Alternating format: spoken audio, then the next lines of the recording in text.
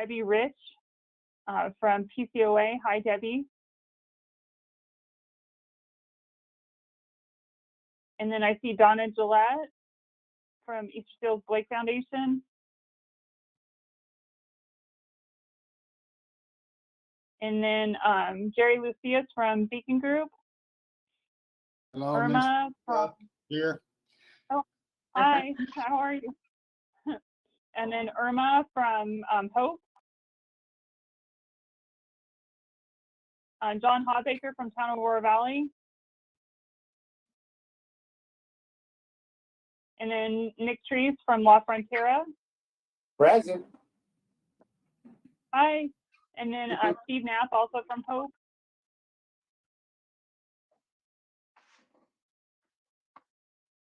And then Teresa Cavendish from Catholic Community Services. Hello. Hi. Is there anyone else on the call that I did not mention? I believe Lindsay Post from ADOT was trying to join, but I believe she was also helping Jason Hunter dial in. So I'm not sure if Jason or Lindsay are on the call. So Jason or Lindsay, if you're on the call, welcome. Hi, this is Debbie. I just wanted to say I'm here. Oh, hi, Debbie. Okay, great. So I'm just going to kind of keep an eye on who else has joined the call and kind of use that as my lens for further introductions as appropriate. And of course, to giving credit to those that were able to attend today. I will, of course, send out an email to kind of recapture the meeting on the 9th and the 15th to make sure that I have notated who was able to attend accurately, because I know some folks had some technology issues last week, myself included, and so I don't want anyone to not get credit for attending when they were actually here. In the same breath, I also want to go ahead and move forward with capturing in-kind for both last meeting and this meeting as we work to kind of shore up those details. So with that being said, in the spirit of in-kind, when you receive the in-kind form, for me, just be mindful that as you put your name on the roster for having attended, that if your salary or your hourly wage is paid for through federal dollars, to check the box to indicate that. So this way we do not capture your particular hours for in-kind. That would be really helpful. And I see that Jason Hunter was able to join the call. So welcome, Jason. And of course, if you have any questions about completing the in-kind form, feel free to reach out to me. I'd be more than happy to help answer any questions. So just kind of look for that in your inbox and then just kind of facilitate it back to me when you're finished with that. So I see that Ryan Gillespie from United Healthcare is also trying to reach me. So I'm going to try to assist him while we're going through some of these pieces as well. But the first agenda item other than in-kind is going to be vehicle inventory. So much of what we're going to talk today is tied into vehicles in general, but it's forecasting or foreshadowing rather what the hope is for the year ahead. And much like when we mentioned how to kind of restructure our meetings moving forward, did it make sense to meet more frequently or keep it kind of at the same pace, meaning once a quarter, but perhaps in longer duration? And based on the survey, it seemed like most people were leaning towards having meetings in shorter duration, even if it meant perhaps meeting more frequently. So the goal is to keep to the quarterly meetings as best we can, but being very intentional with our time and meeting only for an hour. If we're really into a topic that warrants and deserves more time, then perhaps we will do a second meeting in close succession, much like we did this time, meeting on the 9th and then again on the 15th. And then as we lean into certain topics for a deeper discussion, if there's folks that are really passionate about taking initiative around a particular element or sub-element, we might allocate kind of a subgroup, if you will, for those folks to meet with myself separately. And then we'll take the information that is available from those meetings and kind of present it at the next larger group meeting, if that makes sense. So that's kind of the pace or the tempo of the coordination meetings for the 2021 calendar year. Of course, if you have any questions or concerns about that, feel free to reach me. But the focus is to make sure that we're very intentional with our time, but also to make sure that at the end of a quarter, at the end of a fiscal year or calendar year, we'd have some great evidence of the work that we're doing in our meetings, but that the work would be of value to you as agencies, because the whole hope for these meetings is to bring value to your organizations and further the program in itself in terms of how we look to serve elderly and disabled populations here in our region. So with that being said, we're going to champion vehicles and everything vehicles, starting with inventory. Much like I mentioned in our last coordination meeting on the 9th, we're working on updating the coordinated plan. So in that coordinated plan, it's really important that we have an updated list of our regional inventory and to capture the vehicles that are ADA accessible. So which ones have ramps and lifts. But what we want to do in this particular segment as well is really try to understand how many vehicles are actually on lane or off lane with ADOT, and making sure that our inventory is reflective of what's true. And if there's anything that needs to be updated or worked out with ADOT to make sure that both of our records match, that we work on that in a timely fashion. So I kind of want to help shore those pieces up. I know everybody does a really great job with that as it is, so I don't anticipate it being a huge challenge. But I just know as vehicles get transferred or disposed of, sometimes there's a little bit of a lag, and so we just want to make sure that nothing kind of slips through the cracks on that, and that our inventory reflects what's true with regard to vehicles that are either on lane or off lane with ADOT. In the same spirit, for ADA accessible vehicles, which ones have a ramp and which ones have a lift are important, especially as we work towards efforts for coordination and making that to be a more vibrant element of what happens within the 5310 group. I know some folks have more vehicles that have ramps, and others have chosen to go with lifts based on the populations that they serve, and we trust the organizations to make good decisions around that.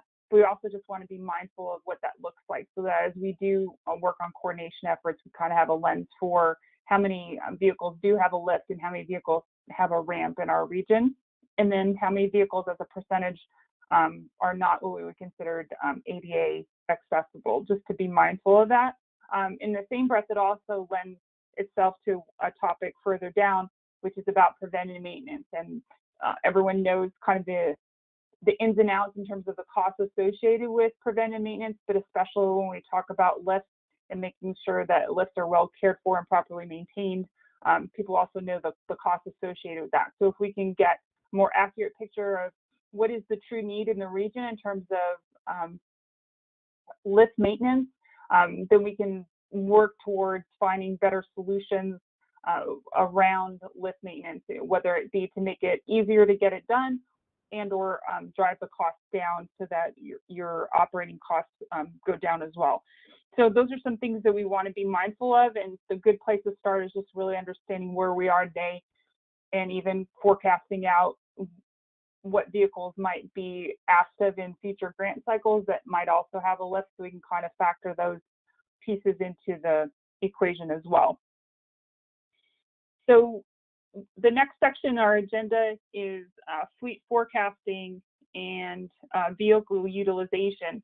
And for those of you that have been with the program a while, you remember when you as an organization, if you chose to apply for funding, you could apply for funding through 5310 pretty much on an annual basis. But in recent time, the opportunity to apply for funding has transitioned to a 2-year cycle. And for most of us, we're kind of learning on the fly on what that looks like and understanding how we transition from year 1 to year 2, whether it be how to find our particular grant agreements and e-grants, or when do we exactly sign our Exhibit A's, things of that nature. The rhythm is a little different, and so we're kind of navigating that. But another piece of that rhythm, if you will, that's a little different is the importance of forecasting when it will be time for you to apply for a vehicle, and making sure that the financial pieces are sound with regard to that, to include the local match that would be appropriate, but also understanding the forecasted maintenance costs that will inevitably come. So making sure that you as an agency are prepared and equipped for those pieces will be increasingly more important, but also for you to have a good lens for when it's appropriate, since the grant cycle does only occur every 2 years now. And as everyone knows, there is still a waiting time frame that occurs from the time that you're awarded vehicle to the time that you would actually take receipt or delivery of it. So when you factor all those pieces in, it kind of heightens our level of awareness that is necessary to make good choices on when it comes time to apply for a vehicle, if that's something that you feel your organization would be best served, but also understanding when does it make sense to potentially transfer or dispose of the vehicle based on how you're using that vehicle, based on vehicle utilization, and of course its own life, if you will. So those are some pieces that we want to get a better understanding around, and helping you plan for what I would refer to as fleet life cycles, and evaluating vehicle utilization, because vehicle utilization is a very important piece. We want to make sure that we're good stewards of the monies and assets that we are awarded through 5310. So one of the things that we will be looking at over the course of next year is really trying to understand fleet life cycle costing, if you will. So when we say that, there's kind of two models, if you will, that people tend to gravitate towards. And I'm not saying they're the only two models, but they are two models that a lot of people do look at. And one is kind of the economic service life of a vehicle. And so if you're thinking about that, you're really trying to evaluate what is the length of time to keep a specific vehicle based on what you know to be true for both capital and operating expenses. And so obviously your goal is to try to operate within the lowest average annual cost for that particular vehicle, or to include your entire fleet for that matter. Another lens that some people will look at is perhaps a little bit more simplistic, and there's pros and cons to that. And that's kind of the cost per unit of utilization. And most people will view it as, what does it cost for us to do the work that we do using that particular vehicle or that particular asset? And the easiest way that most people calculate it is, what does it cost to drive it per mile? And that takes in some maintenance costs as well. Or some people will just do it based on gas costs or fuel costs. But there's still some other pieces that go into that, and making sure that we're truly capturing the mileage that's appropriate for the work that you do with that particular vehicle. So one of the things I really want to help agencies understand is, what is their true cost of transportation, and how does that impact the way that you forecast for future grants, and also just the life of your vehicle, and understanding to what degree a vehicle is actually being well utilized, and where are there opportunities to improve that, whether it be improve the utilization or improve that way that you manage your fleet so that you can actually reduce costs, or perhaps get ahead of preventive maintenance, because the goal of preventive maintenance is to be proactive in those pieces so that in turn your overall maintenance costs actually decrease. So some of those things are probably really easy for you to manage, depending on the size of your organization and the size of your fleet. For other organizations, this might be a really big uphill climb, or something that maybe you've never really navigated before. Perhaps this is your first time being with 5310. So I want to be careful in the approach that we take. I want to be cognizant of that we're not all starting in the same spot, and I want to be able to lean in and meet you where you are in that process. So as we work in 2021 to kind of get a good sense of these pieces, I'm going to kind of rely heavily on you to help me understand, where it is that I need to meet you in supporting you in this initiative. But I really feel that if we can understand what the true costs of transportation are, if we can understand what the true makeup of our regional fleet is, then together through good data and the right tools, we can actually bring something of value to you to help you forecast the very things that you need to do the great work that you do in our region. So that is the hope for those pieces. Within that construct is also kind of assessing what I refer to as the internal useful life benchmarks. And so if you familiarize yourself with the 5310 guidebook, you're probably familiar with how ADOT assesses a vehicle's useful life. So if that's true, which it is, right, there is a useful life benchmark. What are kind of the milestones, if you will, or some of your own internal benchmarks that you might have or should have to kind of see where are you pacing or how are you pacing in relationship to ADOT's useful life benchmark? Because that will help you kind of get a sense of what the road ahead looks like, both for how long you might be keeping that vehicle, how long you'll be maintaining that vehicle well, how long you'll be doing inspections on it, but also how many years out will it be before you need to make sure that you are beginning to prepare for a grant cycle if that's a path you choose, and then how do you prepare financially for the local match that was vehicle if you were to apply for it and get awarded a vehicle. So those are some things that we want to kind of add into that. So those are some things that we'll work on together. The last item in our agenda is the preventive maintenance and cost tracking section. And so if we're looking at that section, preventive maintenance plans is the kind of the obvious piece, right? And so all of you should have preventive maintenance plans as one of the expectations of being part of the program. And with that, obviously, comes the lift maintenance. So when we talk about coordination and kind of reducing liability, in the past, you've heard me mention about, how do we be consistent and be aligned in the way that we train our drivers?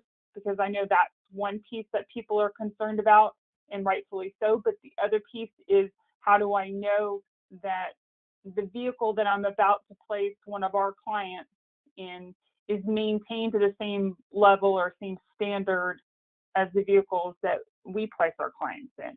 And so the only way that we'll be able to really set the stage and have a sense of assurity that the playing field, so to speak, is level, right? The vehicles are kept to the same standard, is if we actually take an honest look at what our preventive maintenance plans are and how closely do we adhere to them, organization to organization, but also are there pieces in our preventive maintenance plans that aren't there right now and should be? And so if that's not for me to decide, that's for you as organizations to decide. But I think if we could have an honest dialogue about what do our preventive maintenance plans include, and is there something missing?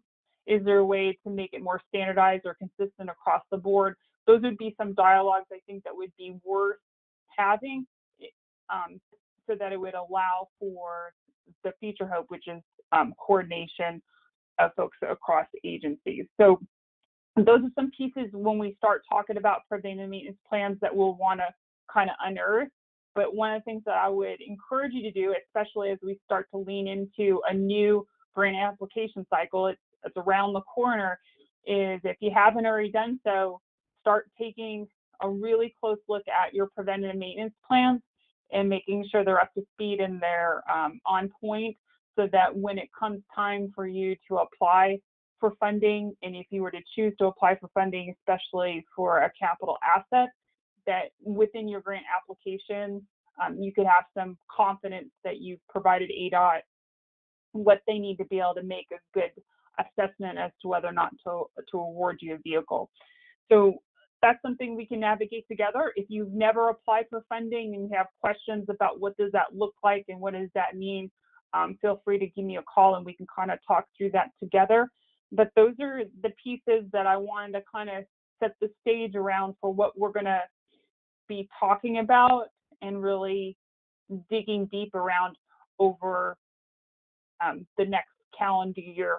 Because my real hope is that we can navigate these things successfully and really start to serve more people in our region, both through the conversations that just mapped out, but also some of the conversations from our last meeting when we talked about service area boundary maps and identifying where is there overlap and where is there a potential gap of people that need support, but currently there isn't the same level of support, and is there an opportunity to meet the needs of those folks. So that's the hope for 2021, and I'm excited to work with all of you on these pieces.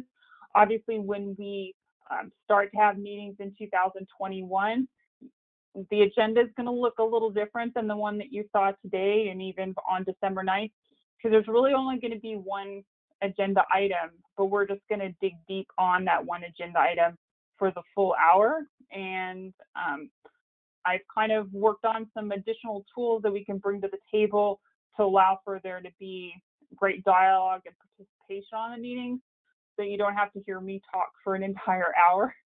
It'll actually be you guys championing the conversations and guiding the direction or guiding the direction a little bit more fully on the approach that you feel makes the most sense for your agencies, but also for within the region. So I'm excited to have those conversations with you.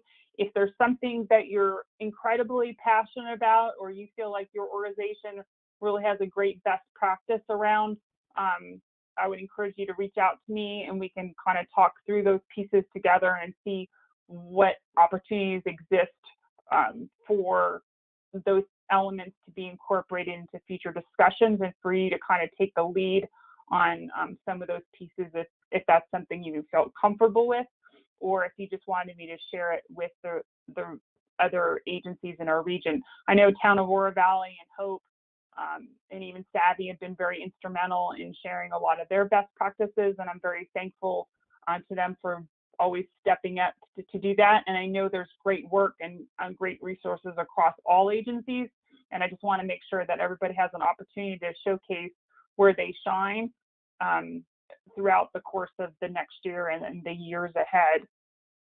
And I know we have some new agencies joining us as well, so it will be nice for them to kind of work on this process as well and look at things with perhaps a fresh set of eyes, and perhaps surprise us with some great things that they're doing as well that we've just never had a chance to hear or see before because they weren't part of the group. So a lot of great things happening, and we're excited for what 2021 will bring. I know we still have challenges with COVID, so those are not lost on me. Those are not forgotten. We're going to navigate those pieces together and still see what we can do to support each of you in that respect. So just because COVID isn't necessarily on the agenda does not mean it's forgotten. It just means that it's understood, and it's something that we're going to knit into the conversations where appropriate to make sure that we're still addressing those pieces. So we have about 4 minutes left, if I'm not mistaken, on the clock for our meeting today.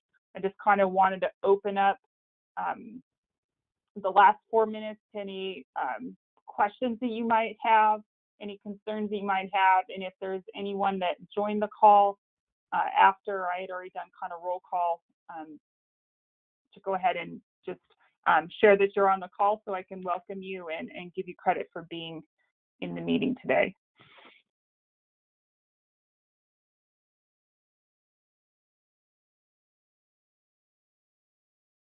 I know Ryan Gillespie was trying to dial in. I don't know if Ryan, if you were able to join the call or not. I'll probably just reach out to Ryan later. Sometimes folks dial the audio pin number, and for whatever reason, they're still not able to get off of mute, and that might be his particular story. So I will reach out to Ryan. Well, if I haven't already said this, I will say it now. I'm really appreciative for all the hard work you do. I try hard to tell you that I'm thankful for all that you do in service of others today. And that's not lost on me, all the great work you do, especially during this challenging time. So I just wanted to say thank you so much for all that you do. And I look forward to working with you in 2021. And I hope that you all stay safe and are able to enjoy some time with family and enjoy the holiday season. And I will be talking to you soon, and we'll meet up again in the new year. So I appreciate you, each and every one of you. Thank you for your time today. And that is the end of our mobility coordination working group for today on December 15th, 2020. Thank you, everybody.